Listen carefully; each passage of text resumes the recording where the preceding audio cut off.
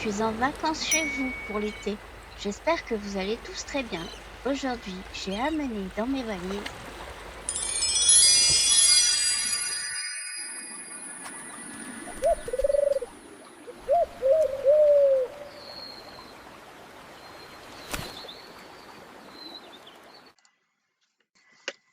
Alors, cette vidéo, ça va être pour un projet, donc à 6. On va faire ce projet, je vous le mets là. Donc, je vous décris, je me suis fait une petite fiche. Donc, c'est la chouette balançoire.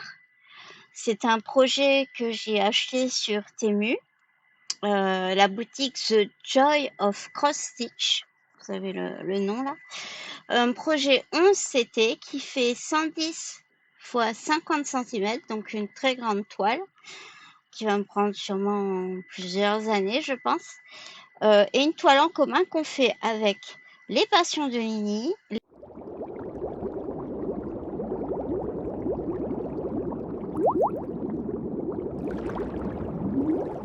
les passions créatives de ma Mouinette,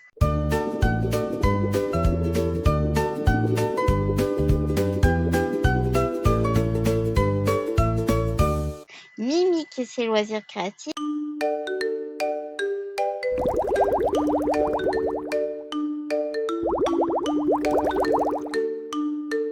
Céline et ses passions,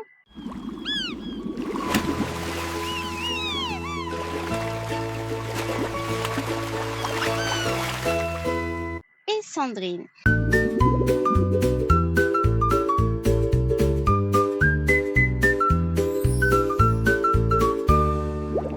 Et je crois qu'il y a d'autres gens qui vont se rajouter. Je vous dirai ça dans une autre vidéo, une future vidéo, si je refais un projet avec vous. Donc, cette très jolie toile, qu'il s'agit donc d'une petite fille sur une balançoire avec deux chouettes. Et moi, ce qui m'a plu, c'est toutes ces fleurs. Alors, évidemment, c'est un projet qui va pas du tout aller dans ma déco. Donc, si jamais un jour j'arrive à la finir, ce que je ferai, c'est que je proposerai à ma famille en premier, s'ils la veulent. Et sinon, je l'offrirai, je pense, à une association pour les enfants ou quelque chose, voilà, quelque chose comme ça. Peut-être, pourquoi pas, une garderie, une école, peut-être un clay. Je sais que des fois, ils ont une salle et pourquoi pas la décorer avec. Enfin, à voir. Voilà. Donc, je vous présente déjà le projet. Donc, on a un petit patron qui, ma foi, déjà a le mérite d'être là, même si c'est pas non plus le meilleur patron du monde. Mais bon, en faisant une photo, on peut arriver à voir si vraiment on a un souci par rapport à la toile. Voilà. La faire en point compté, par contre, avec ce genre de patron, je ne suis pas sûre. Pour le nombre de couleurs, il y en a 35, ce qui n'est pas énorme, je trouve. Donc, on aura quand même un projet, je pense, assez grossier avec peu de dégradés. Mais bon, c'est une toile un peu détente pour moi. Voilà. Alors, il y a énormément de couleurs pas différentes, mais en paquet. Donc, on a tous ces roses. Vous avez la photo là, donc vous pouvez comparer par rapport aux couleurs que je vous montre. Et on a cela. Plus... ah non, je les ai enlevés. Je sais plus. Les rouleaux. Oui. Voilà. Donc, on a ces couleurs-là. Et celle-ci. Voilà. On a beaucoup de multiplication de couleurs parce que c'est quand même un gros projet. On a des aiguilles avec un passe-aiguille. Voilà. Et ensuite, on a l'énorme toile. Donc, je vais vous la montrer d'abord comme ceci, petit à petit. Et après, j'irai la filmer avec mon téléphone par terre. Donc là, je l'ai mis à l'envers.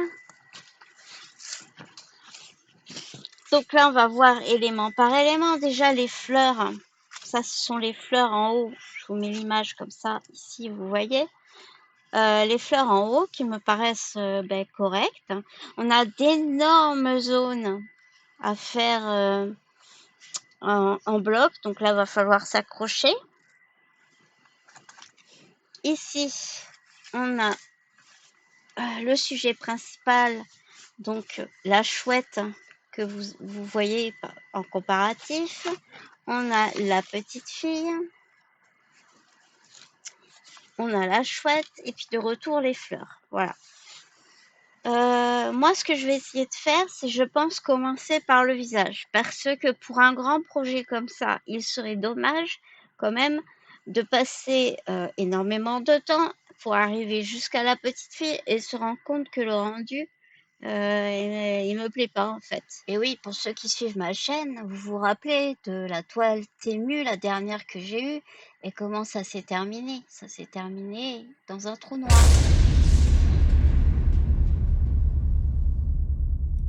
Voilà.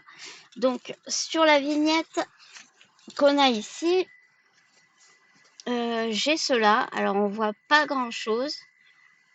Ça m'inquiète un peu, mais bon. C'est pour ça que vraiment, je préfère faire d'abord cette partie-là. Voilà. Comme ça, au pire, si le projet me plaît pas, eh bien, je laverai la toile, je récupérerai les fils, et puis voilà. Hein. Ce sera moins dramatique qu'avoir pris des centaines d'heures et puis que ça me convienne pas. Voilà. Puis même pour les filles aussi, je pense que quand même, je sais qu'il y en a qui commencent par le côté et tout. Bon, si du coup elles voient que ça vaut pas le coup, ce serait quand même bien qu'on soit au courant avant. Voilà. Ça, c'est les fils d'un autre projet. Désolée. Donc, je passe sur le sol pour vous la montrer en grandeur totale. Alors, c'est compliqué de vous la filmer sans l'ombre. Voilà, ça c'est l'ensemble.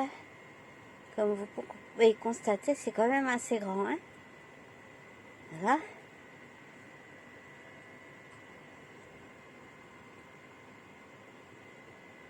Donc, si je zoome sur la petite fille avec les chouettes, vous avez les fleurs tout en haut et les fleurs ici. Voilà. Voilà. Ça fait quand même une grande toile. Regardez ce que je dois faire pour la vidéo. Si vous pouviez mettre un pouce ou un commentaire que je gagne un gâteau au moins. Alors voilà, je me suis installée. Donc j'ai roulé ces deux côtés que j'accrochais avec des pinces. Et après j'ai enroulé le bas. Vous voyez? Et en fait je vais la broder dans le bon sens. Parce qu'elle est aussi large que longue avec les marges. Voilà. Donc je vais prendre un fil, une aiguille.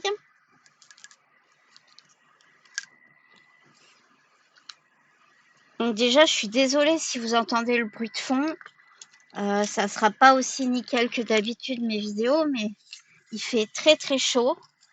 J'ai la clim dans la pièce parce que j'ai l'ordinateur et j'ai aussi un lapin.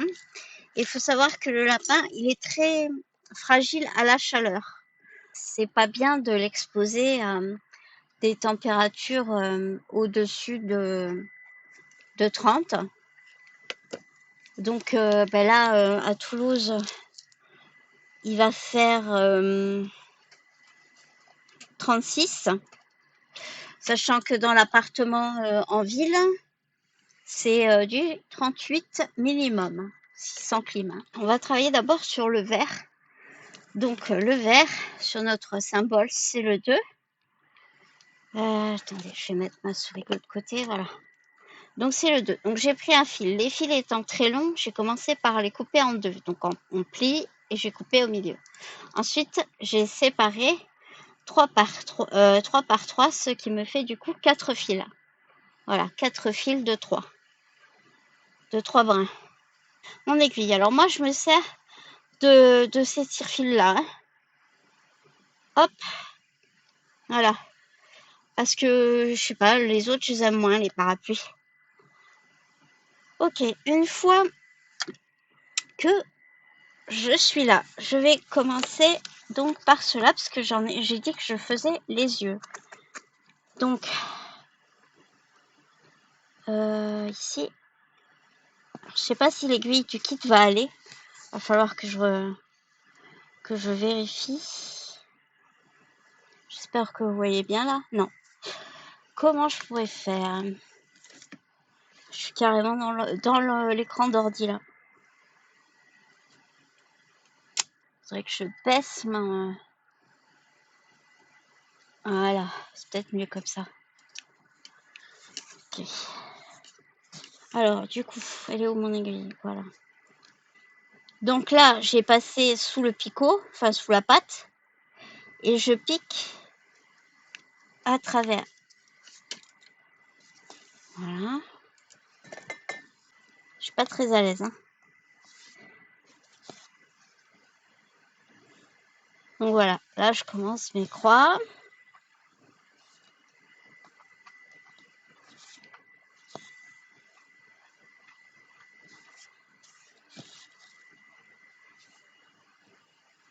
Voilà, il va pas y en avoir beaucoup puisqu'il y en a que 2. Des petites croix vertes.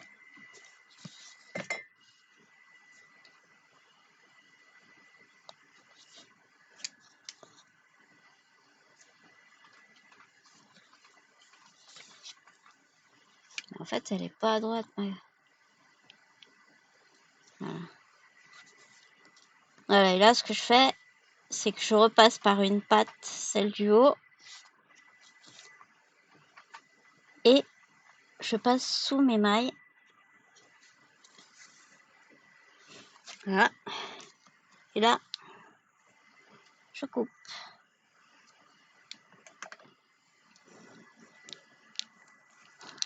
Alors, la suivante. Alors là, il y en a un petit peu plus. Je vais me mettre là pour cacher le fil. Voilà. Ah, je me suis trompée de sens. Je vais me mettre là pour cacher le fil.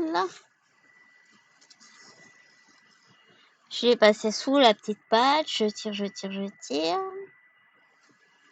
Et je pique au milieu de la pâte. Voilà, comme ceci.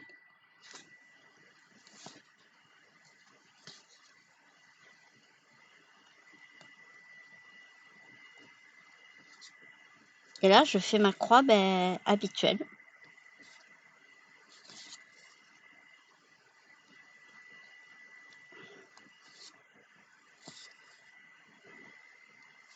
Voilà, bon les filles, je suis ravie de faire le défi avec vous. Ça me fait super plaisir. Surtout qu'il y en a certaines, ça fait pas mal de temps que je suis vos vidéos. Sauf... attendez, comment elle s'appelle? Je ne te connaissais pas. Alors, je vais aller regarder ta chaîne, Les Passions de Nini. Donc, je me suis abonnée à ta chaîne et puis j'irai voir. Voilà. C'est chouette. Ça fait une chaîne de plus à regarder. Alors, donc, je vous expliquais qu'à Toulouse, comme partout en France, je pense, hein, mais ici, c'est vite étouffant parce qu'on n'a ni la mer ni la montagne. En ville, en plus, pour l'instant. Eh bien, dans l'appartement, il faut compter 2 degrés de plus. Et donc, vu que j'ai quand même, je suis pas... j'ai quand même pas mal d'animaux et tout ça. Et on a des ventilateurs, on a la clim pour une pièce. Et donc, tout ce petit monde, surtout l'après-midi, quand il fait vraiment très chaud, elles viennent dans cette pièce. Chien, chat, lapin. Et comme ça, tout le monde en tire le bénéfice. Alors, je vous montre quelque chose. Là, vous avez la clim. Après, vous avez Juju, oui. Après, vous avez Jalna. Ça va, Jalna? Pas trop chaud, là? Hein? Et après, vous avez Viking. Dans l'ordre comment on dit, dans l'ordre de meute. Voilà le chef, voilà le sous-chef, et voilà la pièce rapportée de dernier arrivé. Et puis au fond de la pièce, regardez pas le bazar, hein, vous avez Lulu qui va pas trop bien, hein. Il a chaud, même si la pièce est à 27 degrés, vous voyez le petit Lulu, il a un peu de mal. Hein Vulpin, ça va mon Lulu? Oui, hein. Oh, t'es pas bien quand il fait chaud, hein. Oui, hein. Voilà pour la petite séquence de fin. Alors en fait, d'habitude, Lupin, il est en liberté dans l'appartement. Mais comme là, il y a des fils électriques, des rallonges à cause des ventiles et des clims, il est pour l'instant l'après-midi dans son enclos. Voilà, donc là, j'ai fait les yeux. Mais bon, vu que j'ai commencé le vert, moi, je finis toujours mes fils. Donc là, il y en a à côté. On va aller sur le côté, je pense. Donc là, par exemple, je vais aller à cet endroit-là, piquer, puisque j'en ai déjà deux. Et comme ça, je vais pouvoir passer mon fil dessous. Voilà. Hop. Et ça tient très bien. Pas besoin de plus. Ok. Alors, vu que je fais du vert, on va aller se mettre là-haut. Donc, je vais me mettre à celui-ci. Oups, j'ai été trop vite. Je passe sous la petite patte. Je tire doucement. Et je pique au milieu de deux brins dans la pâte. Et après, je fais ma croix comme d'habitude. Alors, les balançoires, ça me fait penser, eh bien, d'ailleurs, si je suis arrivée à tourner ma séquence, eh bien, vous allez me voir mon petit personnage virtuel sur une balançoire en train de se balancer.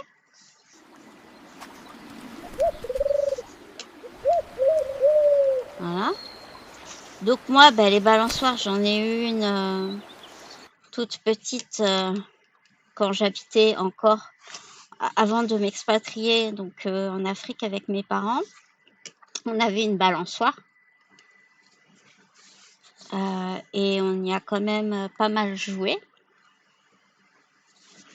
C'était une balançoire, il y avait une balançoire normale et après il y avait une balançoire, vous savez, ces anciennes balançoires avec deux sièges où on se balançait en tenant les poignets. J'essaierai de vous trouver une image. Voilà, ça c'était les balançoires d'avant. Sur le côté, il y avait une corde où on pouvait monter à la corde. Et je crois que de l'autre côté, il y avait un trapèze, si je me rappelle bien. Et donc, on s'est inventé plein de jeux. J'étais accompagnée de mon frère.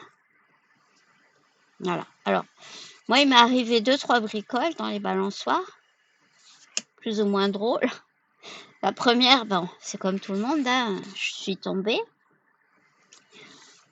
La deuxième, c'est comme une fois en me balançant, j'avais mangé un carré de chocolat noir poulain.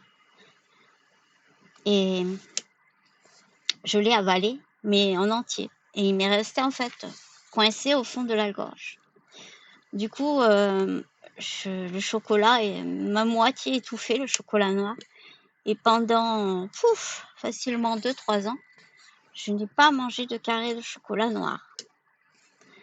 Ça m'avait fait comme du dégoût. Et voilà, maintenant j'adore ça. Le chocolat noir, même si avec ma maladie j'ai moins les goûts, le goût du chocolat, je l'ai gardé. Ça c'est bien et c'est pas bien en même temps, hein, j'ai envie de vous dire. Parce que les kilos, et oui. Ce qu'on dit, 1 seconde de plaisir et 2 kilos dans les fesses.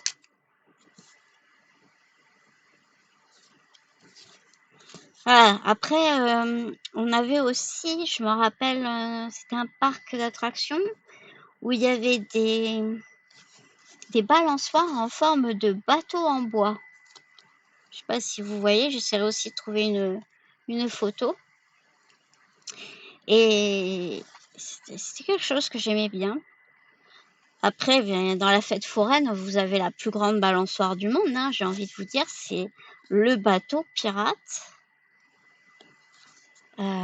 qui est en fait une balançoire. Une balançoire grandeur bateau, mais c'est une balançoire. Puis bon, après, ce que j'avais trouvé aussi, vous allez peut-être pas penser comme moi, mais j'ai fait beaucoup d'attractions qui font peur, hein, des roller coasters, etc. Surtout quand je suis allée aux États-Unis. Mais j'ai fait aussi l'attraction avec une boule aimantée. En fait, vous êtes assis dans une espèce de boule métallique. Vous vous asseyez, puis des deux côtés, il y a un élastique. Et en fait, l'aimant tend la boule, vous êtes à deux, hein, tend l'élastique, et puis l'aimant lâche, et la boule est propulsée en l'air. Et en fait, j'ai trouvé en fait que c'était comme une balançoire. Parce que ok, la boule, des fois, elle tourne un petit peu sur elle-même, mais après, c'est du balancement en fait. Donc ça m'a pas... C'est beaucoup plus impressionnant en bas, quand vous êtes en bas à regarder, que dedans, quand vous êtes dedans en fait. Voilà. Et sinon, oui, j'ai fait des attractions assez hard. Je pense que une des attractions les pires, je pense, c'est celle que j'ai fait à Paramount. Alors, je sais plus comment il s'appelle maintenant. C'est quand on est allé en Floride. On a fait toute la côte est des États-Unis et vers la Floride, il y avait un parc où il y avait que des montagnes russes. Et il y en a une notamment où on fait des boucles, des attractions, plein d'attractions, et on est debout. Donc on est sanglé de partout et on fait la montagne russe entièrement debout au lieu d'être assis. Voilà. Là, je l'ai fait à l'avant, mais je vous avoue qu'à l'arrière, j'ai pas pu. En arrière, je crois que là, je me suis un petit peu dégonflée. Ça fait peur. Parce que tout tremble autour de soi. On a l'impression qu'on n'est pas attaché puisqu'on est debout. Et du coup, là, j'ai peur de ma vie. J'essaierai de retrouver cette attraction. Dans le même parc, il y avait aussi une montagne russe qui s'appelait l'Anaconda. Donc, en fait, c'est une montagne russe où vous êtes au-dessus de l'eau, donc au-dessus d'un lac. Donc, ça fait des boucles sur un rail, un wagonnet. Sauf qu'à un moment donné, vous montez très très haut sur le rail et ça descend à 90 degrés, mais vous avez l'impression que vous foncez dans le lac. Et en fait, ça fait quand même une espèce d'illusion d'optique. Tout d'un coup, vous rentrez dans un tunnel, mais qui est en fait dans le lac, qui a été fait dans le lac. Et avec un effet d'optique, on a vraiment l'impression, puisque l'eau est à ras du tunnel, qu'on fonce dans le lac. Voilà. Alors c'est très impressionnant visuellement. Beaucoup moins quand on regarde par contre celle-là. Puisque, bah oui, si on la regarde, on sait qu'on va avoir le wagonnet qui va plonger dans le lac, mais qui a un tunnel. Alors nous, on l'avait pas regardé avant, donc on savait pas. Donc ça fait très peur. J'ai retrouvé une séquence où l'anaconda a été filmé, parce qu'apparemment il a été changé. Maintenant, c'est les pieds en l'air et le rail est à l'envers en fait. Donc ça vous permet de vous mettre un petit peu dans l'ambiance de ces grands parcs américains avec d'immenses montagnes russes et donc avec le fameux tunnel qui va dans le lac.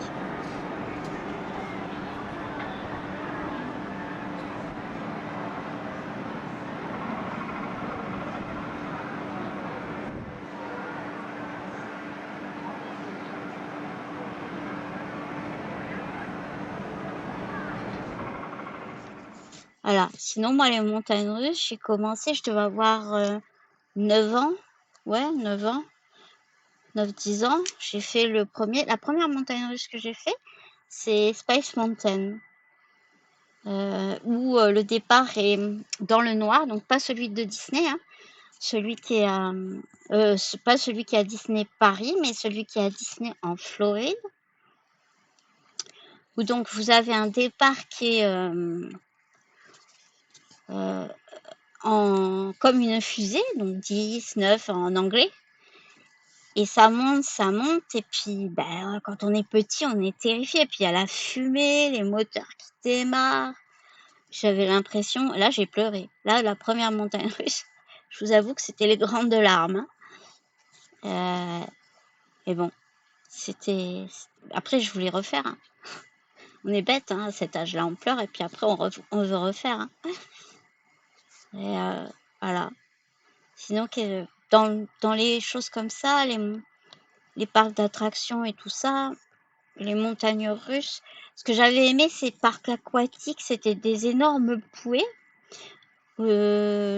qui tombaient dans des petits bassins. Et alors, chacun avait sa bouée et tout ça. Et il y avait au moins une trentaine de petits bassins qui descendaient, vous voyez, sur une colline, mais énorme, hein, vraiment le circuit énorme. Et en fait, ben, on partait en famille et le but du jeu, c'était d'arriver le dernier. Sauf que, à mesure que les bouées tombaient dans chaque bassin, ben, les bassins se remplissaient de bouées. Et forcément, quand le bassin était complet, ben, il éjectait une bouée. Donc, il fallait essayer de tourner pour pas se faire embarquer par la cascade pour descendre. Puis en plus de ça, il y avait un monsieur qui aussi essayait de pousser les gens avec les perches, parce que sinon ça faisait des embouteillages terribles. Donc vous imaginez le truc. Mais des fois, on mettait 30-40 minutes pour descendre du circuit, tellement on s'agrippait. Ah, les crises de rigolade dedans. Je crois que ce parc, il est à Benidorm. Alors pareil, j'essaierai aussi de vous trouver des images. Si je vous mets des images, je vous les mettrai sur le côté, hein. Et c'était vraiment assez comique, hein. Ces moments. Après, il y a le Grand Splash, mais vous devez connaître ça, le Grand Splash. Il y en a en France. C'est des bûches en bois. Et puis à l'arrivée, vous descendez une pente. Et puis ça splash. Il y a plein d'eau qui gicle de partout, tout autour de vous. Et puis souvent aux États-Unis, ils mettent un pont. Et le splash, il arrive sur les gens qui regardent le pont. Donc on peut tout aussi bien faire l'attraction en étant dans la bûche ou en étant sur le pont et pas faire l'attraction, mais s'en prendre quand même plein quand il fait plein d'eau dans la figure. Et quand il fait chaud, on est bien content. C'est sympa.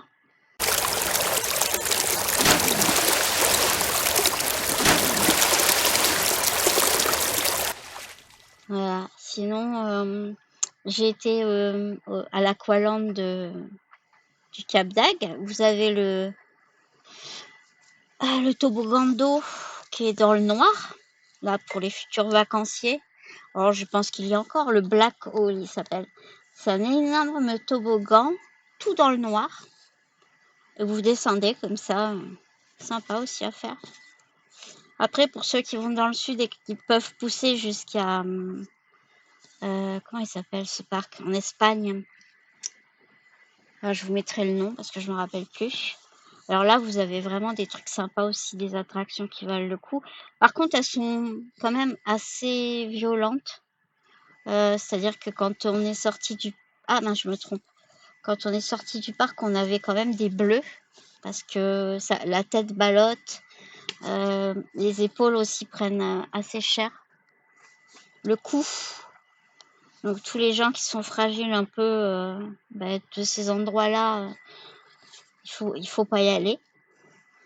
Mais il y a des chouettes attractions aussi.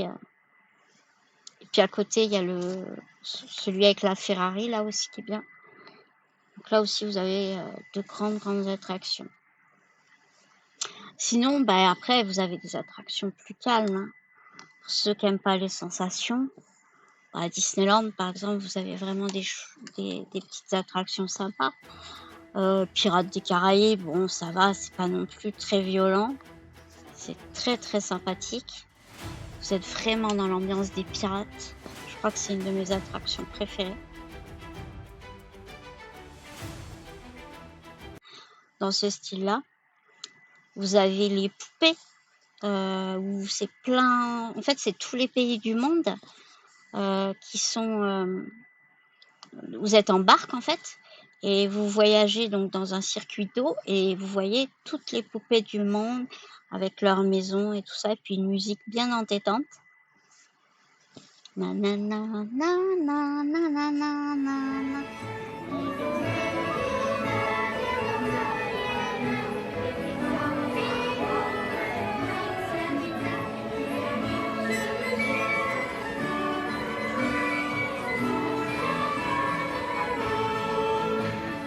Voilà, vous l'aurez dans la tête toute la journée. Je suis gentille, hein, avec vous. Ensuite, qu'est-ce qu'il y a comme... Ah oui, Peter Pan aussi. Vous êtes sur un petit bateau volant. Et puis, vous voyez en dessous de vous tout l'univers de Peter Pan, la ville, l'Angleterre, tout ça, etc. C'est trop bien fait. J'avais trop aimé. Vous avez aussi le parc du Futuroscope, qui est vachement bien aussi. Si vous aimez tout ce qui est cinéma, 3D, cinéma dynamique. Je me rappellerai toujours la course à travers Poitiers, je crois, en voiture, avec un siège qui bouge. C'était la première fois que je faisais ça. J'avais trouvé ça vraiment extraordinaire. Par contre, ici à Toulouse, il y a un cinéma, donc Gaumont, où vous pouvez faire l'expérience 5D. Et là, c'est... comment vous dire? En fait, j'aurais dû prendre un film calme, je sais pas moi, genre un film contemplatif ou un film avec une histoire calme et tout. Non, non, moi j'essaye ce film-là, enfin j'essaye la 5D dynamique avec Jurassic Park. Je vous dis pas. En plus, c'est la fameuse course avec les raptors en moto.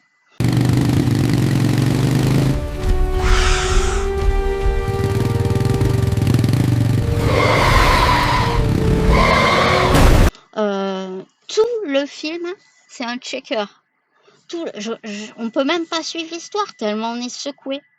C'est du délire. Je crois que pendant 1 heure et demie, on a été secoué. C'était, je suis sortie, j'étais bancale, quoi. Je savais plus où était la terre, le sol, le ciel. Ouais, je ferai plus jamais ça. Je vous le dis, plus jamais la 5D. Ou alors, faudrait que ça soit un truc, mais vraiment très calme, un truc dans le ciel, un truc qui vole, ou voilà. Ça serait bien. Pas des courses à travers la ville avec un raptor sur une moto. Non, c'était fou. En plus, c'est que des courses-poursuites, celui-là de Jurassic Park. Ouais.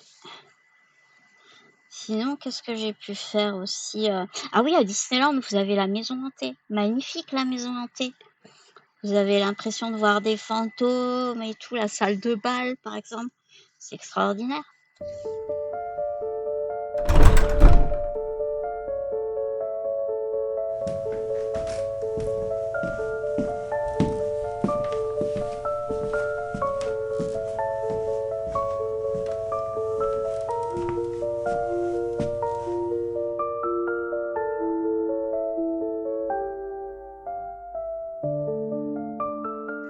C'est vraiment chouette. Qu'est-ce qu'il y a ensuite? Bon, après, vous avez... Ah si, il y a les manèges au parc d'attractions. Oh.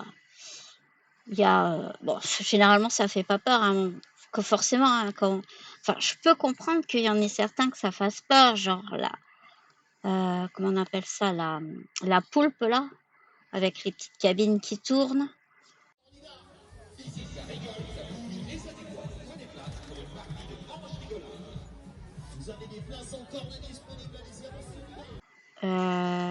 Sinon, on n'a jamais fait ça. Bon, ben, forcément, ça fait peur. La chenille, le truc qui fait des vagues. Vous avez des places encore de disponibles, allez-y, avancez.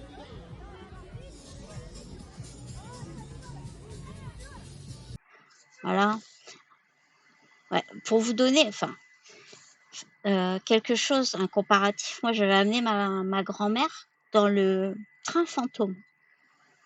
Et en fait, c'était un train fantôme un peu spécial parce que il y avait des bon, généralement, c'est juste des scènes, il y a quelques automates, voilà, c'est pas non plus de la peinture fluo, des fils qui sont tendus pour vous faire croire qu'il y a des toiles d'araignée, des choses comme ça.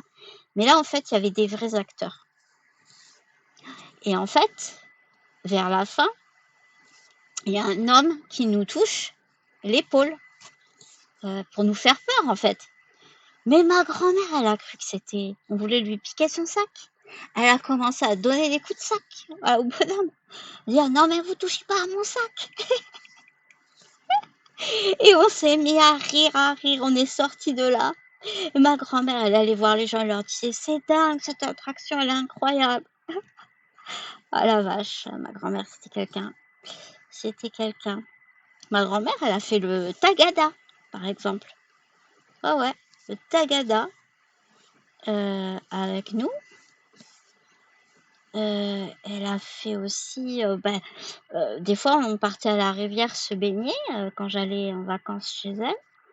Et une fois, elle avait oublié son maillot de bain, bah, elle s'est baignée en robe tranquille, tranquille mamie.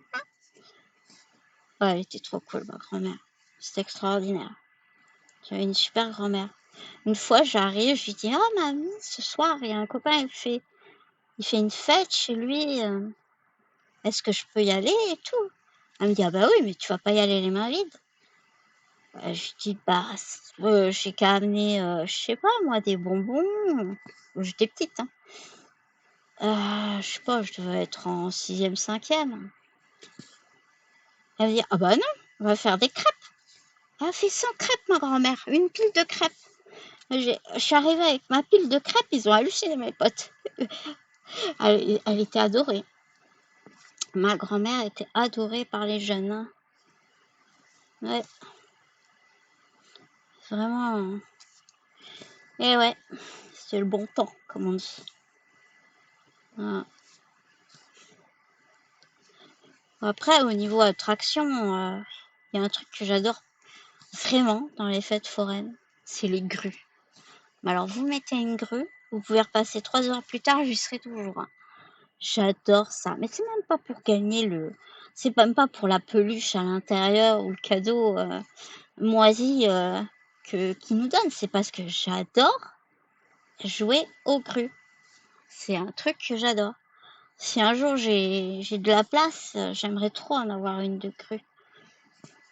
Vous imaginez? Régime forcé. Vous mettez tout un tas de paquets de gâteaux dans la grue. Et si vous arrivez pas à choper votre paquet de gâteaux, eh ben, avec la grue, eh ben, pas de gâteau. Eh ouais, c'est comme ça. Ah bah ça serait comme ça, plus de gâteaux à l'infini, hein. Terminares, les gâteaux. On peut faire ça aussi avec la carte bancaire pour acheter une broderie. Mettez la carte bancaire dans la grue. Ah mince, téléphone. Ah, là je vous laisse, hein. Attendez 2 secondes, je vous Alors, je disais donc, je sais plus, qu'est-ce que je disais? Ah oui, je disais, pour acheter les broderies, on en achète trop. Bah voilà, vous achetez une grue, vous la mettez chez vous, là, hop, carte bancaire dans la grue, et puis bah, vous devez... Alors, vous desserrez un peu les vis, hein. Vous trichez un petit peu, comme ça vous êtes sûr de ne pas la choper facilement. Et bah, pour acheter votre kit de broderie, forcément, il vous faut la carte bancaire. Et donc d'abord, vous passez par la case grue. Ben, s'il faut, ça vous le temps de choper la carte bancaire, vous allez réfléchir. Puis, bon, allez, non, je vais pas la prendre en fait. Voilà. Ah, mais c'est tout bête, hein, ça peut sauver, hein. Ouais, c'est une super idée. Après, le truc, c'est que ça prend beaucoup de place au sol, ces engins-là. Donc, il faut quand même avoir beaucoup de place. Mais pourquoi pas? Moi, je vais arriver à l'autre bout du fil et puis il va falloir que je le rappelle. Donc, je vais peut-être vous laisser là. J'espère que je vais pouvoir vous inclure des vidéos de ce que je peux vous montrer ou quoi. Parce que il fait tellement chaud, en fait, j'ai envie de vous dire que là, rester à l'ordinateur, faire des montages et tout, j'ai vraiment du mal. J'espère que vous allez pas être trop déçus par ma vidéo parce que d'habitude j'essaie de faire vraiment des chouettes montages, je m'éclate avec et tout, mais là, je suis au bout de ma vie, je vous le dis. Demain, je crois qu'il va faire 39. Après-demain, il va faire 40. Et lundi, il fera 41. Donc, voilà. J'ai envie de vous dire... En plus, j'ai plein de choses à vous montrer. Je me suis acheté des commandes sur Dreamstitch, influencée par Eva. Gros bisous Eva si tu passes par là. J'ai aussi acheté à la maison du Canva. Et puis j'ai acheté quelques petites crises sur Etsy. Puis je sais plus ce que j'avais à vous montrer, mais j'avais à vous montrer quelques trucs et tout. Enfin. Puis ah oui, je sais, j'avais une autre vidéo aussi à vous faire que j'ai été filmée ailleurs que chez moi, mais pareil, celle-là aussi, il faut que je la monte. Enfin bref, je vous oublie pas, mais c'est vrai que l'été, avec ma maladie, puis même je pense tous ceux qui ont un peu décaché et tout ça, c'est compliqué, quoi. La chaleur, c'est vraiment compliqué à supporter. Voilà, mais écoutez, je vous ferai peut-être une séquence à la fin avec ce que j'ai fait un petit peu cet après-midi, puis je vous montrerai la vidéo le lendemain, ce que ça a donné. Voilà. Enfin, l'image à la fin de ma vidéo. Des fois, je m'exprime pas très bien.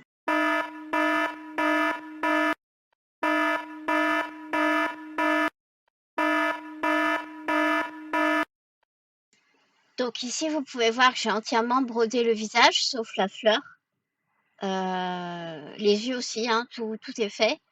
Voilà, je suis pas vraiment convaincue. Dites-moi ce que vous en pensez, surtout de l'énorme zone jaune au milieu de la tête. Je vous avoue que j'ai des envies de trou noir, mais en même temps, j'ai envie de le faire avec les copines. Donc, je sais pas. J'attends votre avis. Trou noir ou pas trou noir? Et à la limite, je sais pas, je me débrouillerai pour faire autre chose avec elle. Gros bisous tout le monde. Pensez à boire tous, à vous habiller en couleur claire. Et puis à changer un peu votre vie, vous lever plus tôt, faire une sieste, etc. Pour ceux qui peuvent. Gros bisous, à bientôt.